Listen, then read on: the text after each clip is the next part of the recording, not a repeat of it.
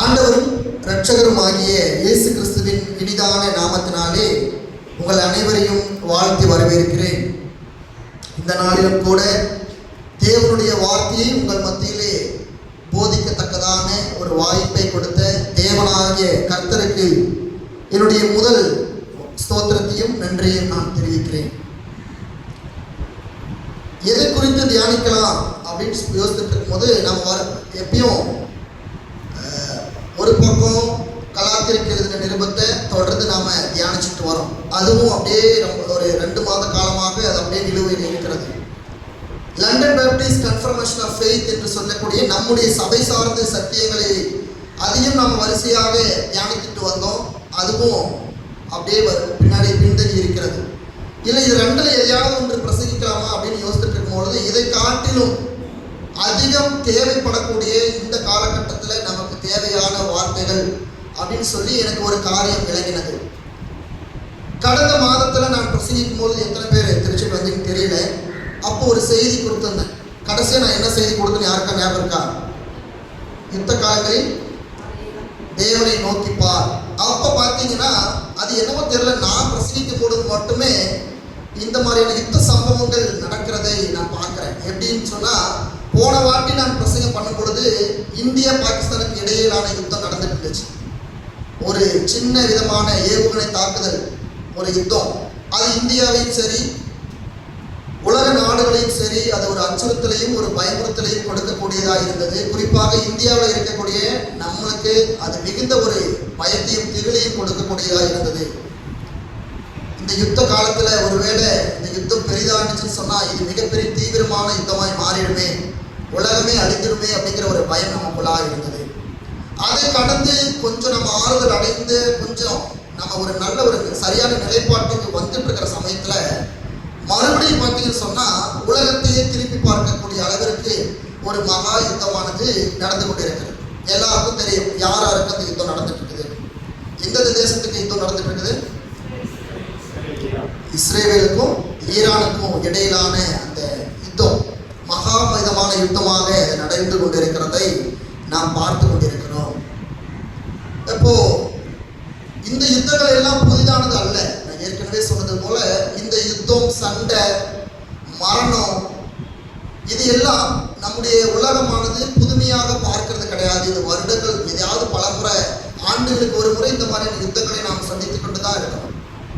முதல் உலகப் போர் சந்தித்தோம், 2வது உலகப் போரை சந்தித்தோம், இப்போ 3ஆம் உலகப் போரை எதிர்த்து நிற்க, அதாவது எதிர்கொள்ள நம்ம காத்து கொண்டு இருக்கிறோம்.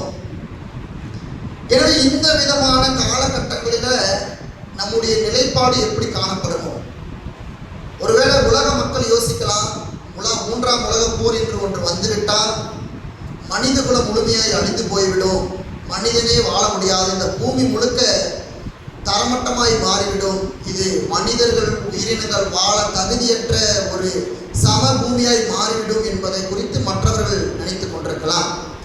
ஆனால் கிறிஸ்தவர்கள், தேவனுடைய ஜனங்கள் இந்த உலக போர்களை, இந்த யுத்தங்களை எப்படி கையாளணும், இந்த யுத்த காலங்களில் கிறிஸ்தவ பிள்ளைகள் எப்படி அவர்கள் யோசித்துக் கொண்டிருக்கணும், சிந்தித்துக் கொண்டிருக்கணுங்கிறதை குறித்து தான் இன்றைய செய்தியானது அமைகிறது. நம்ம வாசித்த வேத பகுதியை திருப்பி வைத்துக் கொள்ளலாம். இது கடைசி காலகட்டங்களில் சம்பவிக்க போகின்ற காரியங்களை நாம் இந்த லூக்கா 21ஆம் அதிகாரத்தில் நாம் தியானிக்க முடியும், பார்க்க முடியும். இதில் சொல்லப்பட்டுள்ள வசனங்கள் ஒவ்வொன்றும் அதினதின் காலத்தில், அதினதின் நேரத்தில், அதற்கான இப்போ ஒப்புவிக்கப்பட்ட இடங்கள், தேசத்தில் அது பரிபூர்ணமாய் நடந்து கொண்டிருக்கிறது. இது அனைத்தும் தேவனுடைய தீர்மானத்தின்படியும் தீர்க்க தரிசனத்தின்படியும் இது சம்பவிக்கிறது என்பதை நாம் மறந்துவிடக்கூடாது. மகாவிதமான யுத்தங்கள், சண்டைகள், போர்கள் இது எல்லாம் சம்பவிக்கும் என்று சொல்லி ஆண்டவர் முன்னதாகவே தீர்க்க தரிசனம் உரைத்திருக்கிறார். அதுதான் இந்த வேதாகம் முழுக்க நம்ம பார்க்கிறோம். இதை கேள்விப்படும் பொழுது நம்முடைய இருதயங்கள் கலங்கி போகலாம், நாம் சோர்ந்து போய் விடலாம், முழுக்க ஒரு பயத்தினாலும் திகிலினாலும் நம்முடைய வாழ்க்கை மாறி போகலாம். ஆனால் இந்த விதமான நேரத்தில் நாம் எப்படி இருக்கணுங்கிறதை குறித்து தான் இன்று நாம் கேட்க இருக்கின்றோம். லூக்கா 21:26 6வது வசனம் மற்றும் 28வது வசனம். அதில் சத்துவங்கள் அசைக்கப்படும். ஆதலால் பூமியின் மேல் வரும் ஆபத்துகளுக்கு பயந்து எதிர்பார்த்திருக்கிறதினால் மனுஷனுடைய இதயம் சோர்ந்து போம். இவைகள் சம்பவிக்கத் தொடங்கும் போது உங்கள் மீட்பு சமீபமாய் இருக்கிறதால் நீங்கள் நிமிர்ந்து பார்த்து உங்கள் தலைகளை நிறுத்துங்கள் என்றார். போதும். ஏன் நம்ம இந்த மாதிரியான செய்திகளை கேட்கணும்? ஒரு ஆசீர்வாதமா இருக்கணும்னு தான் நான் சர்ச்சுக்கே வரேன்.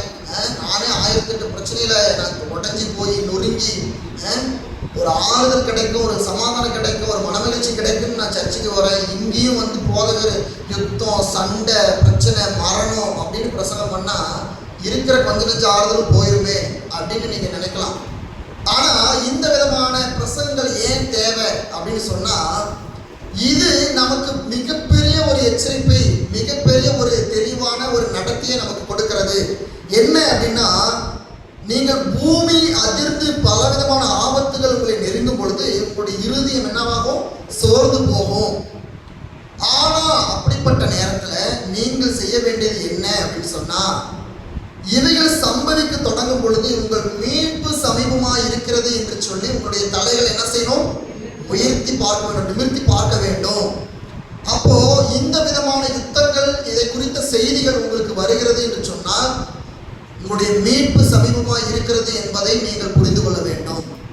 நீங்கள் தேவனுடைய வருகையில, தேவனுடைய நியாய தீர்ப்பு நாட்கள்ல நம்ம நிறுத்தப்பட போறோம் என்கின்ற ஒரு மீட்பின் சத்தம், அந்த எச்சரிப்பு நமக்கு கொடுக்கப்படுகிறது என்பதை புரிந்து கொள்ள வேண்டும். இந்த உலக யுத்தங்களை குறித்து வேதம் மிக தெளிவாக ஒவ்வொரு தீர்க்க தரிசன புஸ்தகத்திலையும் மிக தெளிவாக அது எடுத்துரைத்திருக்கிறது. நம்ம அதுக்குள்ள போக வேண்டாம். ஒரு சிறிய காரியத்திலிருந்து நம்ம தொடங்கலாம். வெளிப்படுத்துதல் விசேஷம் 6ஆம் அதிகாரம் வசனம் 3, 4 உள்ள வசனங்களை வாசிங்க. அவர் இரண்டாம் முத்திரையை முடித்தபோது இரண்டாம் ஜீவனானது நீ வந்து பார் என்று சொல்லக் கேட்டேன். அப்பொழுது சிவப்பான வேத முத்திரை புறப்பட்டது.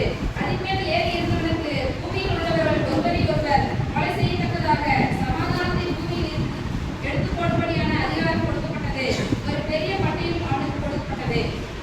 5வது வசனம். அவர் மூன்றாம் முத்திரையை முடித்தபோது மூன்றாம் ஜீவனானது நீ வந்து பார் என்று சொல்லக் கேட்டேன். நான் பார்த்தபோது இதோ ஒரு கற்புத்திரை கண்டேன். அதின் மேல் ஏறி இருந்தவன் ஒரு தராசை தன் கையிலே பிடித்திருந்தான். இங்க பாருங்க, இப்போ ஒருவேளை ஒரு 3ஆம் உலகப் போர் இந்த உலகத்துல நடக்கும் என்று சொன்னா, அதுல 4 விதமான மரணங்கள் நமக்கு சம்பவிக்கும் அப்படின்னு வேதம் சொல்லுகிறது. என்ன 4 விதமான மரணம் அப்படின்னு சொன்னா, வெளிப்படுத்தும் விசேஷத்துல சொல்லப்பட்டது போல முதல் மரணம் எதன் மூலமாய் வரும் என்று சொன்னா, பட்டயத்தின் மூலமாக வரும். அந்த 2ஆம் முத்திரை உடைத்த போது 2ஆம் ஜீவனானது நீ வந்து பார் என்று சொல்ல கேட்டேன். அது எப்படிப்பட்ட குதிரை? சிவப்பான ஒரு குதிரை. அதன் மேல கொலை செய்யத்தக்கதாக ஒருவன் என்ன செய்யறான்? பட்டயத்தோடு இருக்கிறான் அப்படின்னு சொல்லி போடப்பட்டிருக்கிறது. பொதுவாகவே பட்டயம் என்று சொன்னால் அது யுத்தத்தை கொடுக்கிறது, யுத்தத்தை குறிக்கிறது என்று சொல்லி நம்ம தெரியும். உதாரணமாக நேபுகாத்நேசருடைய பட்டயம் உங்கள் மீது வரக்கடவுது அப்படின்னு சொல்லி வேதவசனம் சொல்லியிருக்கிறது என்று சொன்னா, யுத்தம் உங்கள் மீது வரக்கடவுதுன்னு அர்த்தம். அப்போ இது இந்த வெளிப்படுத்துதல் விசேஷத்துல சொல்லப்பட்டுள்ள காரியம் கடைசி காலகட்டத்தில் சம்பவிக்க போகின்ற காரியங்களை தீர்க்க தரிசனமாக தேவன் எடுத்துரைத்திருக்கிறார். இதுல முதல் மரணம் எப்படி நமக்கு சம்பவிக்கும்? பட்டயத்தின் மூலமாக, அதாவது யுத்தத்தின் மூலமாக, போர்களின் மூலமாக, சண்டைகளின் மூலமாக நாம் மரணித்து போக நேரிடும் என்று சொல்லி அந்த வசனம் சொல்லுகிறது. 2வது விதமான மரணம் நமக்கு எப்படி நடைபெறும் என்று சொன்னா, மிகுந்த பஞ்சத்தினால, வறுமையினால நமக்கு மரணமானது நேரிடும் அப்படின்னு சொல்லி தேவனுடைய தீர்க்க தரிசனங்கள் சொல்கிறது. உங்கள் எத்தனை பேருக்கு தெரியும் தெரியல, முதல் உலகப் போருக்கு காரணமா அமைந்தது எதுன்னு சொன்னா பஞ்சம்தான். இந்த முதல் உலகப் போர் தொடங்கினதே பஞ்சத்தினுடைய மிகுதியால தான். எப்படி என்று சொன்னா, ஒருத்தன் இன்னொருத்தர்கிட்ட கடன் வாங்குவான், அவன் இன்னொருத்தர்கிட்ட கடன் வாங்குவான். 2 பேர் ஒருத்தனாலே கட்ட முடியாது அந்த கடத்தை. உடனே அவன் என்ன செய்வான்? அவன் அந்த கடன் கொடுத்தவன் அவன்கிட்ட கேட்கும் பொழுது, அவன் அதை இல்லை, கொடுக்க முடியல, என்கிட்ட பணம் இல்லை அப்படின்னு சொல்லும் பொழுது, இது இப்படியே ஒவ்வொருத்தருக்குள்ள நடந்துட்டு இருக்கும் பொழுது நாடுகளுக்கிடையே கடன் வாங்கி கொண்டிருக்கும். இது எங்க போய் முடியும்னு சொன்னா, 2 நாடுகளுமே அதற்கான தொகையை கட்ட முடியலங்கிற பட்சத்துல மறுபடியும் நம்ம கலைச்சிட்டு மீண்டும் புதிதாக நம்ம உருவாக்கலாம், இந்த கடனை எல்லாத்தையும் இது பண்ணிட்டு மறுபடியும் நம்ம புதிதாக துவங்கலாம் அப்படின்னு சொல்லி தான் அந்த யுத்த காலகட்டம்லாம் முடிவெடுப்பாங்க. அப்படிதான் என்ன செஞ்சாங்கன்னு சொன்னா முதல் உலகப் போர்ல முடிவெடுத்தாங்க. அப்போ முதல் உலகப் போர் தொடங்குவதற்கு காரணமாக இருந்தது மிக கொடிய பஞ்சமானது. அது மிகப்பெரிய ஒரு காரணம் என்பதை மறந்துவிடக் கூடாது. மூன்றாவது விதமான மரணம் நமக்கு எப்படி நடைபெறும்னு சொன்னா சாவினாலும் அப்படின்னு சொல்லி அந்த வசனம் இருக்குது. அதை வாசிங்க. நான் பார்த்தபோது இதோ மங்கின நிறமுள்ள ஒரு குதிரையை கண்டேன். அதன் மேல் ஏறி இருந்தவனுக்கு மரணம் என்று பெயர். பாதாளம் அவன் பின் சென்றது. பட்டயத்தினாலும் பஞ்சத்தினாலும் சாவினாலும் பூமியின் துஷ்ட மிருகங்களினாலும் பூமியின் கார் பங்கிலுள்ளவர்களை கொலை செய்யும்படியான அதிகாரம் அவனுக்கு கொடுக்கப்பட்டது. இங்க பாருங்க, பட்டயத்தினாலும் பஞ்சத்தினாலும் பார்த்துட்டோம். அடுத்து சாவினாலும். மரணத்தும் எப்படி சாவினால வரும்? நீங்க நல்ல ஆங்கில வேதாளம் இருந்துச்சுன்னு சொன்னா நீங்க அதை பார்த்தீங்கன்னு சொன்னா உங்களுக்கு தெரியும். அங்க சாவு அப்படிங்கிறது எதை குறிக்கிறதுன்னு சொன்னா நேச்சுரல் கலாமிட்டிஸ், அதாவது இயற்கை சீற்றங்களை குறிக்கிறது. நிலச்சரிவு, பூகம்பம், பூமி அதிர்ச்சி, சுனாமி, இன்னும் மழை வெள்ளம், இந்த மாதிரியான இயற்கை சீற்றங்களை, இயற்கை பேரிடர்களை இங்க சாவு அப்படின்னு சொல்லி குறிப்பிடுகிறது. இதை குறித்து நம்ம பார்க்கும் பொழுது இதுவுமே இரண்டாம் உலகப் போர்ல நடைபெற்ற ஒரு காரியம். எப்படின்னு சொன்னா இரண்டாம் உலகப் போர் தொடங்கி சண்டைகள் எல்லாம் பயங்கர தீவிரமா போயிட்டு இருக்கிற சமயத்துல ஜெர்மனியினுடைய தலைவராக இருந்த அட்லாஃப் ஹிட்லர் என்ன செய்தார்னா எந்த நாட்டையுமே சும்மா விடல. எல்லா நாட்டுக்குள்ளேயுமே புகுந்து அடிச்சு எல்லாரையும் கிட்டத்தட்ட 120 நாடுகளை கைப்பற்றி சண்டைகளை போட்டுட்டு இருக்கிறாரு. யாராலையுமே அந்த ஹிட்லரை கண்ட்ரோல் பண்ண முடியல. அந்த ஹிட்லரை யாராலையும் தடுக்க முடியல. கடைசியில் அந்த இரண்டாம் உலகப் போர் அந்த இரண்டாம் உலகப் போர் எப்படி நின்றுச்சுன்னு தெரியுமா? அந்த இரண்டாம் உலகப் போர் தொடங்கி அந்த ஹிட்லர் எல்லாரையும் கொலை செய்துட்டு இருக்கிற சமயத்துல ரஷ்யாக்குள்ள புகுந்து ரஷ்யாவை கைப்பிடிக்கணும் அப்படின்னு சொல்லி ரஷ்யாக்குள்ள புகுந்து உள்ள போறாரு. ரஷ்ய நாட்டுக்குள்ள அவங்களுடைய படைகள் உள்ள போகுது. அப்போ ஆட்சியில் இருந்த ஜோசப் ஸ்டாலின் அப்படின்னு சொல்லக்கூடிய ரஷ்ய பிரதமர் என்ன சொன்னார்னா, ஹிட்லர் உள்ள வரட்டும், யாரும் உங்களுடைய தோட்டாக்களை வீணடிக்காதீங்க அப்படின்னு சொல்லிட்டாரு. உடனே எல்லா அந்த ரஷ்ய வீரர்களுக்கும் ஆச்சரியம், எப்படி உள்ள வந்தாலும் சுடாம எப்படி இருக்கிறது அப்படின்னு சொல்லி எல்லாருக்கும் ஆச்சரியம்.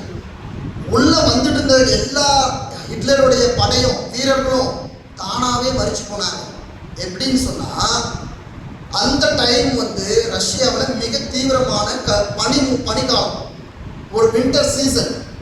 அப்போ அந்த ஹிட்லருடைய படைகள் அந்த பனியை எதிர்கொள்ள முடியல, பனியை சமாளிக்க முடியாதனால எல்லாரும் வரக்கூடிய எல்லா வீரர்களும் தானாகவே அந்த பனியில இறந்து போனார்கள்.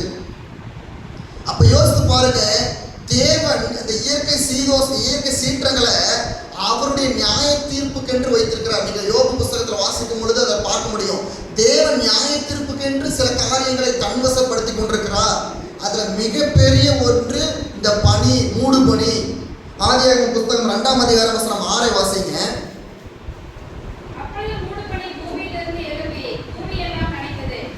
அப்ப பாருங்க, அப்பொழுது மூடு பனி பூமி எங்கும் நிறைந்து பூமி நனைத்தது.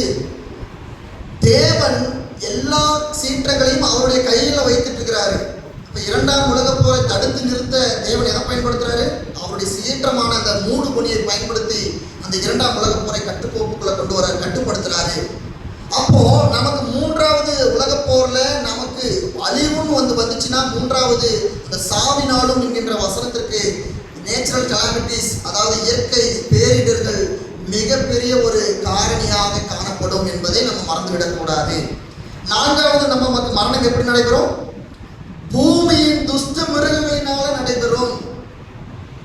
பூமியினுடைய துஷ்ட மிருகங்களின் மூலமாக நமக்கு மரணம் நடைபெறும் என்று சொல்லி இந்த தீர்க்க தரிசனங்கள் பார்க்கிறோம். துஷ்ட மிருகம் அப்படின்னு சொன்னா இது எதை குறிக்கிறது? ஒவ்வொருத்தரும் ஒவ்வொரு விதமான வியாக்கரணத்தை கொடுப்பாங்க. நம்ம கடந்த நாட்கள்ல இந்த துஷ்ட மிருகங்கள் நம்ம பார்க்கும் பொழுது கடந்த நாட்கள்ல நாம் எதிர்கொண்ட அதாவது கொடிய நோய்களை தான் இந்த துஷ்ட மிருகம் அப்படின்னு சொல்லி நம்ம பார்க்கிறோம். நீங்க நல்லா யோசிச்சு பாருங்க, நாம எதிர்கொண்ட எல்லா நோய்களும் வரலாற்றுல இருந்து நீங்க திருப்பி பாருங்க. பறவை காய்ச்சல்னு ஒரு நோய் வந்தது, பன்றி காய்ச்சல்னு ஒரு நோய் வந்தது, இன்னும் சில இடங்கள்ல கேமல் ஃபீவர், அதாவது ஒட்டக காய்ச்சல் என்று சொல்லி நிறைய பேருக்கு வந்தது, மாட்டு காய்ச்சல் என்று சொல்லி வந்தது. கடைசியா எதிர்கொண்ட கொரோனா எதன் மூலமாய் வந்தது? வௌவாலின் மூலமாய் வந்தது. இன்னும் பார்த்தீங்கன்னு சொன்னா எய்ட்ஸ் எல்லாம் பார்த்தீங்கன்னு சொன்னா ஒரு விதமான சிம்பன்சி குரங்கிடமிருந்து வந்தது. நிஃபோலாங்கிறது ஒரு விதமான மிருகத்திலிருந்து வந்ததுன்னு சொல்லி நோய்கள் கொடிய மிருகங்களிடமிருந்து, அதாவது துஷ்ட மிருகங்களிடமிருந்து நோய்கள் பரவுகிறது. இப்போ நான் சொன்ன எல்லா மிருகத்தையும் நீங்க லேவியராகமம் 11ஆம் அதிகாரத்தில் எடுத்து பார்த்தீங்க அப்படின்னு சொன்னா எதெல்லாம் தேவனுக்கு அருவருப்பான மிருகங்கள் என்று சொல்லி பட்டியலிடப்பட்டதோ அது எல்லாம் அந்த பட்டியலையும் இந்த துஷ்ட மிருகங்களுடைய பெயர் இருக்கும். எங்கேயுமே பார்த்தீங்கன்னு சொன்னா சிங்கத்தினுடைய பெயர் இருக்காது. ஏன்னா அங்கிருந்து நோய் வந்தது கிடையாது. ஒட்டகச்சிவிங்கியோட பேர் இருக்காது, கழுதியினுடைய பெயர் இருக்காது. ஆனா இங்க நம்ம எதிர்கொண்ட எல்லா நோய்களுமே தேவனுடைய பார்வையில அருவருப்பான மிருகங்கள் என்கின்ற ஒதுக்கி வைக்கப்பட்ட மிருகத்திலிருந்து புறப்பட்ட நோய்கள். இது மிருகங்கள் மூலமாய் வந்ததான்னு கேட்ட கிடையாது. மனிதர்களும் இப்படிப்பட்ட மிருகங்களிடமிருந்து வரக்கூடிய கழிவுகளை, அதன் மூலமாக இருக்கிற பாக்டீரியாக்களை எடுத்து நோய்களை பரப்பி கொண்டிருக்கக்கூடிய ஒரு காரியம் தான் நம்ம சந்தித்துக் கொண்டிருக்கிற நோய்கள். அப்ப நமக்கு 4வது மரணம் என்று சொல்லி ஒன்று வந்தா அது இந்த விதமான துஷ்ட மிருகங்களிடமிருந்து வரக்கூடிய கொடிய நோய்களை அது நமக்கு கொடுக்கும் அப்படின்னு சொல்லி பார்க்கணும். அப்ப இப்படியான 4 விதமான மரணங்கள் நமக்கு இந்த 3ஆம் உலக போர்ல நடைபெறும். சரி, இப்போ நம்முடைய காரியத்துக்குள்ள வருவோம்.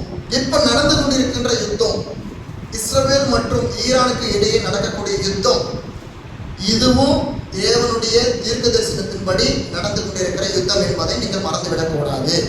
நான் போன வாரத்திலே சொன்னேன். எசேக்கியேல் 38, 39 அதிகாரத்துல இஸ்ரவேலுக்கு எதிராக எந்தெந்த நாடுகள் யுத்தத்தை எதிர்கொள்ளும், எந்தெந்த நாடுகள் கைகோர்த்து கொண்டு இஸ்ரவேலை எதிர்ப்பார்கள் என்று சொல்லி நாம பார்த்தோம். வசனத்தை திருப்பிக் கொள்ளுங்க. எசேக்கியேல் 38 2வது வசனம் வாசிங்க.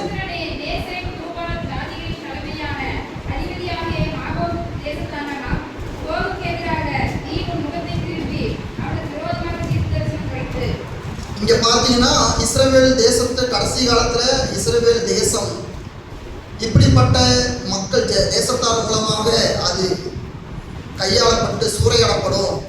எல்லா தேசங்களும் யுத்தத்தை அந்த இஸ்ரவேல் மேல ஆரம்பிப்பார்கள் என்று சொல்லி தேவனுடைய தீர்க்க தரிசன வசனங்கள் அது சொல்லப்பட்டிருக்கிறது.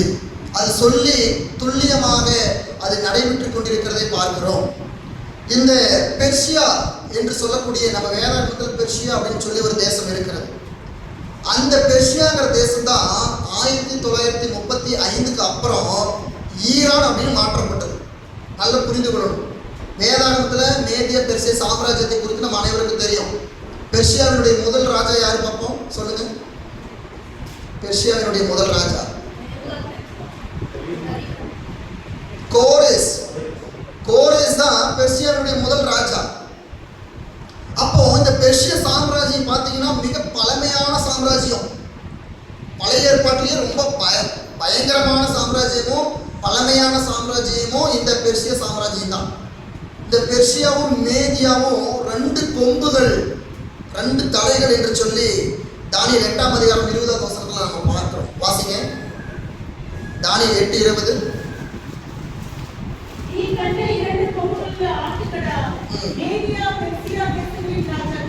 பாருங்க, 2 கொம்புகள் என்று சொல்லி இந்த மேதிய பெர்சிய சாம்ராஜ்யத்தை அடையாளப்படுத்துறாங்கன்னு சொன்னா மிக பெரிய பலமுள்ள ஒரு தேசம் தான் இந்த பெர்ஷியா என்று சொல்லக்கூடிய ஈரான் தேசம். இந்த ஈரான் தேசத்துக்கு இன்னொரு பேர் இருக்குது. அதாவது பெர்ஷியா தேசத்துக்கு இன்னொரு பேர் என்ன, 7ஆம் தேசம் அல்லது 7ஆம் பட்டணம் அப்படிம்பாங்க. தானியேல் 7ஆம் பட்டணத்திலிருந்து வந்தான்னு சொல்லி தானியேல் 8ஆம் அதிகாரம் 2வது வசனத்துல அந்த வசனத்தை நீங்க பார்க்க முடியும்.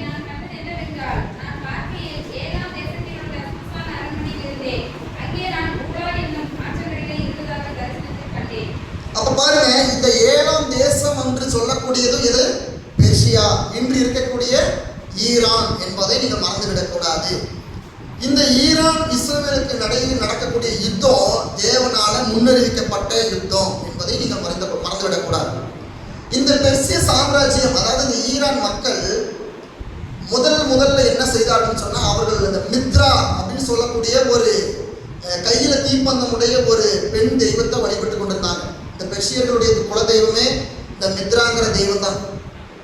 கிரேக்கர்கள் பெர்சியர்களை தோற்கடித்து பெர்சிய சாம்ராஜ்யத்தை கைப்பற்றின உடனே அவர்கிட்ட இருக்கிற சில காரியங்களை எடுத்துக்கொண்டாங்க. இப்போ ஒலிம்பிக் பார்த்தீங்கன்னு சொன்னா கிரேக்கர்களால் உண்டாக்கப்பட்டது. இந்த ஒலிம்பிக்ல என்ன சிம்பிள்? கையில தீப்பந்தத்தை எடுத்துட்டு ஓடி அந்த தீப்பந்தத்தை வச்சாதான் அந்த ஒலிம்பிக் ஸ்டார்ட் ஆகும். ஒலிம்பிக்கோட சிம்பிளே ஒரு தீப்பந்தம் தான். இதுல எங்கிறது நழுவுனது? பெர்சியர்களிடம் இருந்து கிரேக்கர்கிட்ட நழுவுனது. அப்போ இந்த பெர்சியர்கள் தான் இந்த பெண் தெய்வமாகிய மித்ராங்கிற தெய்வத்தை வழிபட்டு இருந்தாங்க. அதுலேயே சில பழமையான பெர்சியர்கள் என்ன செய்தாங்கன்னா வெறும் நெருப்பு மட்டுமே, வெறும் அக்னியை மட்டுமே கும்பிட்டு கொண்டிருந்தாங்க. அதை மட்டுமே தெய்வமா வச்சிருந்தாங்க. சொராஸ்டியரிசனம் என்று சொல்லக்கூடிய ஒரு விதமான பழமைவாத பெர்சியர்கள் சொராஸ்டியர்ஸ் அப்படின்னு சொல்லி அழைக்கப்படுவாங்க. இவங்க தான் அந்த வெறும் அந்த நெருப்பை மட்டும் தெய்வமா கொண்டிருந்தாங்க. அவர்கள் தெய்வமா கும்பிட்டு இருந்தாங்க. இந்தியாவில் முகலாய பேரரசு, அதாவது இந்தியாவில் முகலாயர்கள் ஆட்சி காலத்துல இந்த சொராஸ்டியர்ஸ் என்று சொல்லக்கூடிய பார்சியர்கள் என்ன செஞ்சாங்க? பெர்சியாவில இருந்து இந்தியாவுக்கு இடம்பெயர்ந்தாங்க. இதெல்லாம் நீங்க வரலாற்றில் படிப்பீங்க. இதுல இன்னும் ஒரு சுவாரஸ்யமான தகவலை உங்களுக்கு சொல்றேன். நீங்கள் அனைவரும் விரும்பி சாப்பிடக்கூடிய, நானும் தான், அனைவரும் விரும்பி சாப்பிடக்கூடிய இந்த பிரியாணிங்கிற ஒரு கான்செப்ட் இந்த பெர்சியர்கள்கிட்ட இருந்து வந்தது தான். இன்னொரு சுவாரஸ்யமான தகவல் என்ன அப்படின்னா, இந்தியாவிலே மிகப்பெரிய ஒரு பணக்காரர், ஒரு மிகப்பெரிய ஒரு செல்வந்தராக இருந்த ரத்தன் டாட்டா ஒரு பெர்சியர் என்பதை நீங்க மறந்துவிடக்கூடாது. அவங்க பார்சியர்கள். இன்றளவும் மும்பையில அதிக மக்கள் தொகையுடைய ஒரு கூட்டம் அப்படின்னா இந்த பெர்சியர்களுடைய இந்த பாரம்பரிய பெர்சியர்கள் தான் இந்த மும்பை மாநகரத்தில் பார்சியர் என்கின்ற பெயர்ல அழைக்கப்பட்டு மிகப்பெரிய ஒரு வல்லாதிக்கத்தில் இருக்கிறாங்க. அதிக விதமான அதிகாரப்பூர்வமும் அவர்கள்ட்ட இருக்கிறது என்பதை நீங்கள் மறந்துவிடக் கூடாது. இப்போ இந்த பெர்சியர்கள் ஏன் ஈரான், அதாவது இந்த பெர்சியர்கள் என்று அழைக்கப்படுகிற ஈரான் ஏன் இஸ்ரவேலை எதிர்கொள்ளணும் அப்படின்னு சொன்னா, இது பெர்சியர்களுக்கும் அதாவது இஸ்ரவேலுக்கும் நடக்கிற தனிப்பட்ட பிரச்சனை கிடையாது. நான் ஏற்கனவே சொன்னது போல ரோஷ் என்று சொல்லக்கூடிய ரஷ்யா இஸ்ரவேலை எதிர்க்கணும். அப்பதான் என்ன ஆகும்? இந்த 3ஆம் உலக போர் என்பது தொடங்கும் அப்படின்னு சொல்லி தேவனுடைய வசனங்கள் வெளிப்பட்டிருக்கு. இந்த பெர்சிய சாம்ராஜ்யம், இந்த ஈரான் எல்லாம் இந்த ரஷ்யாவோட கை கோர்த்து கொண்டு இஸ்ரவேலை எதிர்ப்பார்கள். அதில் பார்த்தீங்கன்னு சொன்னா மீண்டும் வாங்க எசேக்கியேல் 38 அந்த வசனத்தை வாசிக்க 2.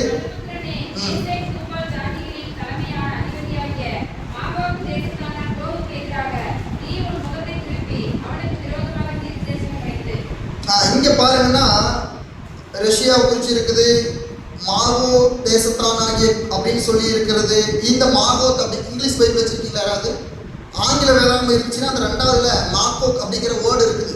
அதை யாரை குறிக்குதுன்னு சொன்னா அது மங்கோலியர்களை குறிக்கக்கூடிய, அதாவது சைனாவை குறிக்கக்கூடியதாக இருக்கிறது. அப்போ இந்த சீனர்களும் ரஷ்யர்களும் கொரியர்களும் இவர்கள் எல்லாம் சேர்ந்து இஸ்ரவேலை எதிர்ப்பார்கள் என்று சொல்லி 3000-4000 ஆண்டுகளுக்கு முன்பதாகவே தேவனுடைய தீர்க்க தரிசனம் வெளிப்பட்டு விட்டது. இப்போ இதனுடைய விளைவாக தான் நாம் இப்போ பார்த்து கொண்டிருக்கிற யுத்தம். நீங்க எத்தனை பேர் இந்த வீடியோக்கள்லாம் பார்த்தீங்கன்னு சொல்லி தெரியல. 2 தேசத்துக்கு எதிராகவும் அக்னி ஏவுகணைகள் பறந்து கொண்டிருக்கிறது. கட்டிடங்களை அது தாறுமாறாக சிதறித்துக் கொண்டிருக்கிறது.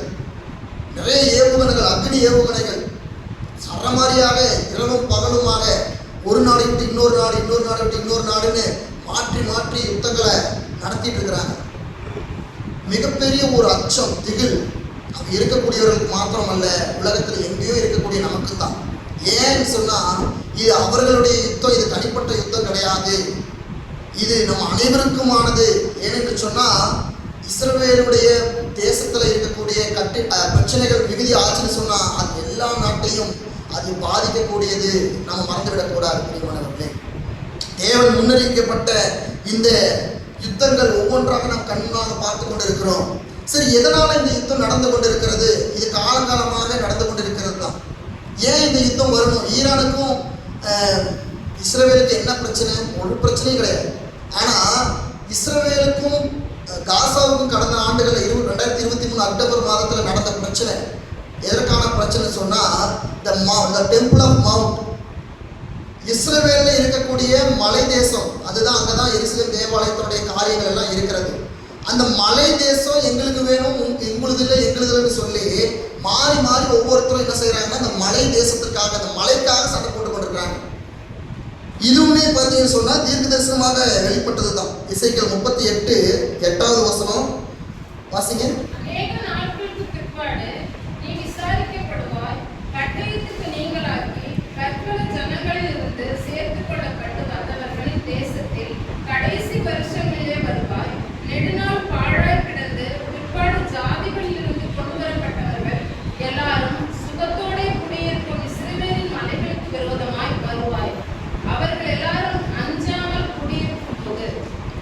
அதே எசேக்கியேல் 39:2. நான் உன்னை திருப்பி உன்னை 6 கோடுகளால் இடித்து உன்னை வடபுறமே இருந்து எழும்பும் இஸ்ரவேல் மலைகளில் வரவும் பண்ணி. இங்க பாருங்க, 2 இடத்துலயும் இஸ்ரவேல் மலைன்னு சொல்லப்பட்டிருக்கிறது. அப்ப இந்த இஸ்ரவேல் மலை என்பது த டெம்பிள் மவுண்ட், அங்கதான் தேவனுடைய தேவாலயம் இருக்கிறது. அந்த தேவாலயம், அந்த மலைக்காக தான் இந்த யுத்தமே நடந்து கொண்டிருக்கிறதுங்கிறத நம்ம புரிந்து கொள்ளணும். இதுவும் தீர்க்கதரிசனமாய் உரைக்கப்பட்டதுதான். முதல்ல காசாவில் பார்த்தீங்கன்னு சொன்னா ஹமாஸ் என்று சொல்லக்கூடிய ஒரு தீவிரவாத அமைப்பு இஸ்ரவேலுக்கு நடந்தது. ஹமாஸுக்கு சப்போர்ட் பண்ண ஹெஸ்புல்லாங்கிற ஒரு அமைப்பு வந்துச்சு. ஹெஸ்புல்லாவுக்கு சப்போர்ட் பண்ண ஹவித்தீஸ் அப்படிங்கிற ஒரு அமைப்பு வந்துச்சு. அவங்களுக்கு சப்போர்ட் பண்ணதான் இப்போ ஈரான் உள்ள வந்து.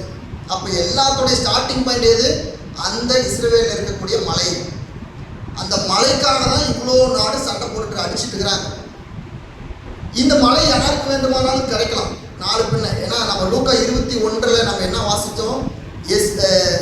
அந்த வசனத்தை திருப்பிக் கொள்ளுங்க. லூக்கா 21 முழுமையாக அது புறஜாதிகள் மூலமாய் அது 20வது வசனம்.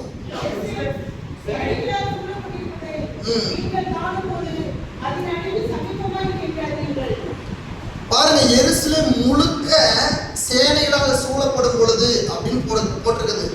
அப்போ எருசலேம் முழுக்கன்னா இஸ்ரவேல் முழுக்க எதிரி நாடுகள் சூழப்படுவாங்க அப்படின்னு சொல்லியிருக்கிறது. எதற்காக? அந்த தேவாலயம் இருக்கக்கூடிய அந்த மலையை பிடிப்பதற்காக. இந்த இடத்துல இருந்து தான் யுத்தங்கள் புறப்பட்டு போகும் அப்படின்னு சொல்லி பார்க்கிறோம். இதுக்கு முக்கிய காரணம், இந்த யுத்தம் இன்னும் தீவிரமா மாறும்னு சொன்னா கட்டாயம் யார் உள்ள நுழையணும்? ரஷ்யா உள்ள வரணும். ரஷ்யா உள்ள வந்துருச்சுன்னா இந்த யுத்தம் தீவிர யுத்தமா மாறும். அதற்கு பார்த்தீங்கன்னா ஒரு சின்ன ட்ரிகர் இருக்குது. இன்னும் தீவிர யுத்தமா மாறுறதுக்கு என்ன காரணம்னு சொன்னா, இப்போ பார்த்தீங்கன்னு சொன்னா நீங்க அந்த வீடியோக்களில் பார்ப்பீங்க, அந்த ஈரான்லேருந்து வரக்கூடிய ஏவுகணையும் இஸ்ரவேலிருந்து புறப்படுகின்ற ஏவுகணையும் எதன் மேல பயணிக்குது? எருசலேம் தேவாலயம் இருக்கக்கூடிய இந்த மலை தேசத்தின் மேல தான் பயணிக்குது. ஒரு மிசைல், அதாவது ஒரு ராக்கெட்டாவது வழி தப்பி அல்லது எப்படியாவது ஃபெயில்டு ஆகி எருசலேம் தேவாலயத்தில் இருக்கக்கூடிய அந்த மலை மேல விழுந்துருச்சுன்னு சொன்னா கட்டாயம் 3ஆம் உலகப் போர் என்கின்றது கட்டாயம் நடைபெறும். ஏன்னா பூமி அதிர்வுகள் உண்டாகும் அப்படின்னு சொல்லி போடப்பட்டிருக்கிறது.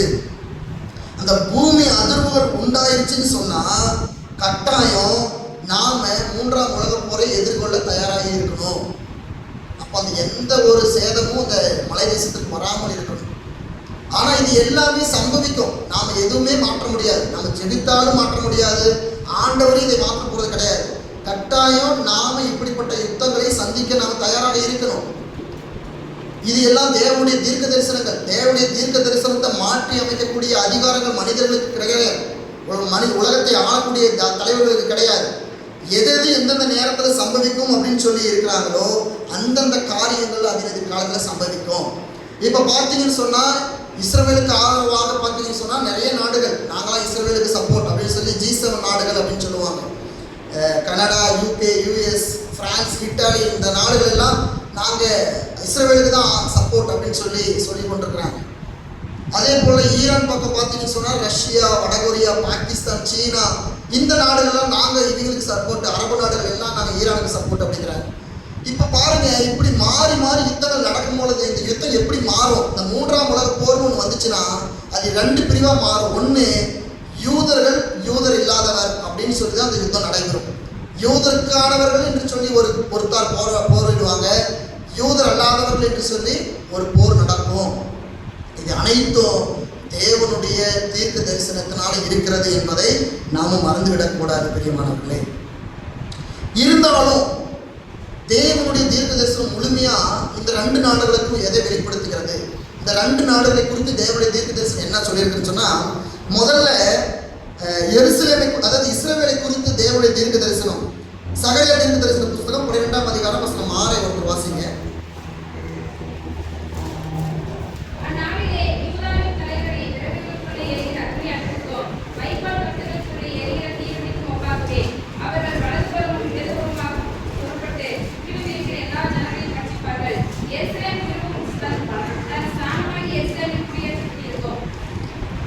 இதுல நீங்க பார்த்தீங்கன்னு சொன்னா வடபுறமும் இடபுறமும் அப்படின்னு சொல்லி போடப்பட்டிருக்கிறத நம்ம பார்க்கிறோம். இன்னொரு வாட்டி வசனத்தை வாசிங்க.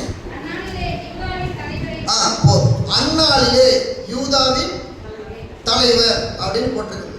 யூதாவின் தலைவர்னா எருசலேம், அது இஸ்ரவேலின் தலைவர். இஸ்ரவேல்ல தலைமை, அதாவது இஸ்ரவேல்ல எருசலேம் வந்து தலைமையாக இருக்கணும், எருசலேம் தலைநகரமாக மாற்றணும் அப்படின்னு சொல்லி 2018ஆம் ஆண்டு ஒரு சட்டம் கொண்டு வந்தாங்க.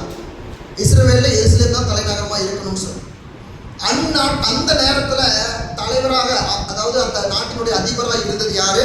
இப்ப இருக்கக்கூடிய பெஞ்சமின் நெத்தன்யாகு தான். இந்த பெஞ்சமின் நெத்தன்யாகு பார்த்தீங்கன்னு சொன்னா, இந்த சகரியா 12:6 சொல்லப்பட்டது போல அதே மாதிரியான பண்புகளை இங்க வெளிப்படுத்துகிறத பார்க்கிறோம். அதோட இறுதி பகுதியை வாசிங்க. சகரியா 12:6 இறுதி பகுதி.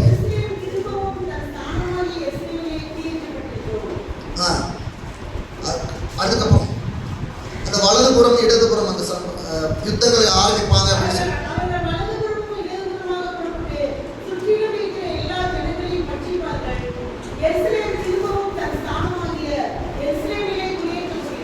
இங்க பாருங்க, அவர்கள் வடபுறமும் இடபுறமும் சொல்லி எல்லா பக்கமும் சண்டைகளை ஆரம்பிப்பாங்க. எருசலேம் அது என்னாகும், அந்த தலைமை அப்படியே தான் வீண்டு கட்டப்படும்.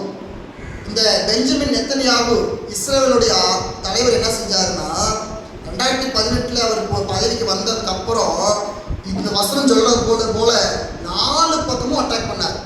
இந்த பக்கம் ஹமாஸை எதிர்த்து காசாவை, அந்த பக்கம் பாலஸ்தீனத்தை எதிர்த்து, இந்த பக்கம் ஈரானை எதிர்த்து. அப்போ இந்த வசனங்கள் எல்லாம் சும்மா ஏதோதானோ என்று சொல்லி நம்ம பைபிள்ல போடப்படலை. இது எல்லாமே துல்லியமா நடந்துட்டு இருக்குது. அந்த நாட்கள்ல தலைவராக இருந்த அப்படின்னு சொன்னாங்க பாருங்க.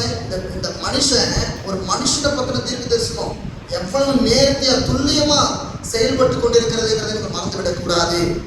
ஆனாலும் எருசலேம் என்னக்காது, அழிக்கப்படாது, அது மீண்டும் கட்டப்படும் அப்படின்னு சொல்லி போடப்பட்டிருக்கிறது. இதே பார்த்தீங்கன்னு சொன்னா, காசாவை குறித்து ஒரு தீர்க்க தரிசனம் நிறைவேறிச்சு. ஏசாயா 14ஆம் அதிகாரம் 29வது வசனம் வாசிங்க.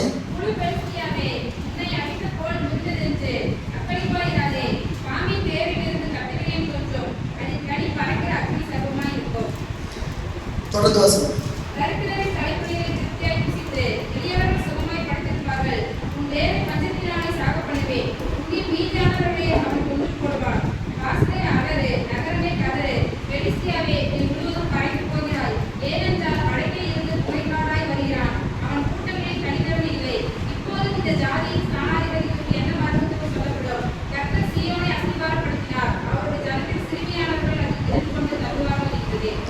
இந்த தீர்க்க தரிசனம் எந்த நாட்டுக்கு ஒப்பானது?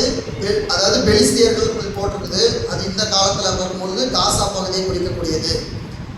காசா பகுதியை குறித்த தீர்க்க தரிசனம் முழுமையாகவே இதன்படி நடந்து முடிஞ்சிருக்கு. பஞ்சத்தினாலையும் அங்கே இருக்கக்கூடிய மக்கள் அவதிப்படுகிறத பார்க்கிறோம். அவன் முழுமையாகவே அழிந்து போனகின்ற அந்த நிலைப்பாட்டை பார்க்கிறோம்.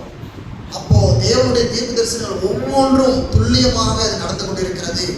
இப்போ இஸ்ரவேலை குறித்த தீர்க்க தரிசனத்தை பார்த்துட்டோம், காசாவை குறித்து பார்த்துட்டோம். அடுத்தது இந்த ஈரானை குறித்து வேத வசனம் என்ன சொல்கிறதுன்னு சொன்னா, எரேமியா தீர்க்க தரிசன புஸ்தகம் 49ஆம் அதிகாரம் 36வது வசனம்.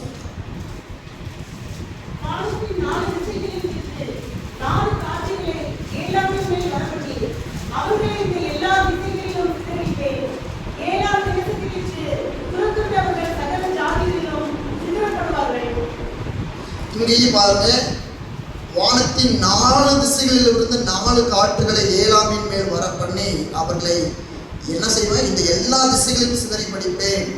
இங்க ஏலாம் அப்படிங்கிறது யாரை குறிக்கிறது? பெர்சியர்கள், அதாவது ஈரானை குறிக்கிறது. ஏலாம் தேசம்னாவே அது ஈரான் தேசங்கிறத நீங்க புரிஞ்சுக்கணும். இப்போ ஈரானுக்கும் பார்த்தீங்கன்னா இப்படிப்பட்ட ஒரு தீர்க்க தரிசனம் இருக்கிறது. 4 திசைகளிலும் இருந்து அந்த ஈரான் தேசம் முழுமையாய் சிதறடிக்கப்படும். எனவே கிறிஸ்துவுக்குள் பிரியமானவர்களே, இந்த யுத்த காலங்கள் அந்தந்த நாட்டுக்கு மாத்திரம் கிடையாது, இது நமக்கும் பொருந்தக்கூடியதாக இருக்கிறது. நாமளும் 3ஆம் உலக போர் என்று ஒன்று வந்தால் நாமளும் அதனால பாதிக்கப்படுவோம். இப்படிப்பட்ட காலங்கள், அதாவது நம்ம கடைசி காலத்தை நோக்கி பயணிச்சுட்டு இருக்கிறோம். எல்லாமே நம்ம பார்த்துட்டோம். நம்முடைய அப்பாக்கள் காலத்தில் பார்த்தீங்கன்னு சொன்னால் இஸ்ரவேலுக்காக சண்டை நடந்துச்சு. நான் இப்போ ரீசெண்டாக பார்த்தீங்கன்னா எருசலேமுக்காக சண்டை நடக்குது. இப்போ ரீசெண்டாக இன்னும் பக்கமாக பார்த்தீங்கன்னு சொன்னால் அந்த எருசலேம் தேவாலயத்துக்காக சண்டை நடந்துட்டு இருக்குது. இதெல்லாம் காலங்காலமாக தேவன் பிரித்து வைத்து கொண்டு இதனை செய்து கொண்டிருக்கிறார். தேவனுடைய வருகை சமீபமாக இருக்கிறது. தேவனுடைய வருகையில நாம் எப்படி நிற்கப்பட போகிறோம் என்பதை நீங்கள் சற்று யோசித்து பார்க்கணும். காலங்கள் நிறைவேறிக் கொண்டிருக்கிறது, ஒவ்வொன்றும் நடந்து கொண்டிருக்கிறது. நம்ம ஒருவேளை இந்த கடைசி காலத்தை குறித்த எச்சரிப்பு நமக்கு இல்லாம இருக்கிறோம், நம்ம ஏதோ தானோ இப்படி இருக்கிறோம்னு சொன்னா நம்ம மிகவும் பரிதவிக்கக்கூடிய ஜனங்களாய் நாம் காணப்படுவோம். இந்த காலகட்டத்துல, இந்த யுத்த காலகட்டத்துல நீங்கள் ஐயோ நம்ம என்ன பண்ண போறோம்னு சொல்லி யோசித்து கலங்க வேண்டாம். ஏன்னா ஆண்டவர் சொல்றாரு, நீங்கள் இதை குறித்த செய்திகள், இதை காட்டிலும் அதிகமான செய்திகள் உங்களுக்கு வந்தடையும். நீங்கள் என்ன செய்ய வேண்டாம், கலங்க வேண்டாம், சோர்ந்து போகாமல் இருங்கள். ஏன் என்று சொன்னால் உங்களுடைய மீட்பு சமீபமாக இருக்கிறதுனாலே உங்களுடைய தலைகளை நிமிர்த்துங்கள். உங்களுடைய மீட்பு சமீபமாக இருக்கிறது. நீங்கள் இந்த யுத்த காலங்கள்லாம் நடக்குது, ஐயோ இந்த பூமி விட்டு நம்ம போறோம், நம்ம குடும்பங்கள்லாம் இது ஆயிரம் அதாயிரம், நம்ம வீடு இப்படி இல்லாமல் போயிடும், நம்ம சேமிச்சது இதெல்லாம் போயிடும்னு சொல்லி கலங்க வேண்டாம். உங்களுடைய மீட்பு சமீபமாக இருக்கிறது. அதே போல இன்னும் 2 காரியங்கள், இதை மட்டும் நான் சொல்லி முடிக்க விரும்புகிறேன். இந்த மாதிரியான காரியத்துல ஒரு கடைசி காலத்தை நோக்கி பயணித்துட்டு இருக்கிற நீங்களும் நானும் 2 விதமான பண்புகளை உடையவர்களாய் காணப்படணும். முதல் பண்பு லூக்கா 21:14 வசனத்துல சொல்லியிருக்கிறது.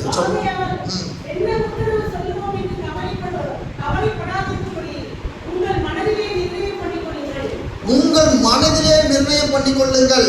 என்னத்தை நிர்ணயம் பண்ணிக்கொள்ளணும்? இப்போ நீங்க பார்த்துட்டு இருக்கிறது, இப்போ நான் ஒருத்தட்ட வந்து நான் கேட்குறேன், உங்களுடைய கவலை என்னன்னு சொன்னீங்கன்னா, உங்களுடைய குடும்ப பிரச்சனை, பண கஷ்டம், தேவை, படிப்பு சம்மந்த, உடல் ரீதியான வியாதி, குடும்ப பிரச்சனை, அது இதுன்னு ஒரு பட்டியலையே கொடுப்பீங்க. இந்த மாதிரியான காலகட்டத்தில் நீங்க என்ன செய்யணும்னு சொன்னா, உலக போர் மத்தியில, உலக போரை காட்டிலும் ஒரு பெரிய உபத்திரம் கிடையாது. இப்போ நீங்க பட்டுட்டு இருக்கிற உபத்திரம் என்னது? ஒரு சின்னது. உலக போரையும் சந்திக்க நம்ம தயாராகிட்டோம். இந்த சின்ன விதமான பிரச்சனைகளுக்குள்ள நீங்க சிக்குண்டு அதை பெருசா மாத்திட்டு இருக்காதீங்க. நான் ஏற்கனவே சொன்னது போல, நிறைவானது வரும் பொழுது குறைவானது மறந்து போய், ஆசீர்வாதத்துக்கு மட்டும் கிடையாது, உபத்திரவத்துக்கும் தான். பெரிய பிரச்சனை வரும் பொழுது சின்ன பிரச்சனை காணாம போயிடும். 3ஆம் உலக போர் வரும் பொழுது உங்களுடைய உடம்புல இருக்கிற சின்ன வியாதி காணாம போயிடும், பெருசா தெரியாது. 3ஆம் உலக போரே வந்துருச்சு, நம்ம இனிமே என்ன பண்ண போறோம் அப்படின்ட்டு. உங்க குடும்பத்தில் இருக்கிற பிரச்சனை காணாம போயிடும். உங்களுக்குள்ள இருக்கிற இருமாப்பு, பொறாமை, வஞ்சம், இது எல்லாம் பெருசா இருக்காது. அதனாலதான் உங்களுடைய இருதயத்திலே நீங்கள் நினைத்து கொள்ளுங்கள், என்னென்ன நிர்ணயம் பண்ணி கொள்ளணும்.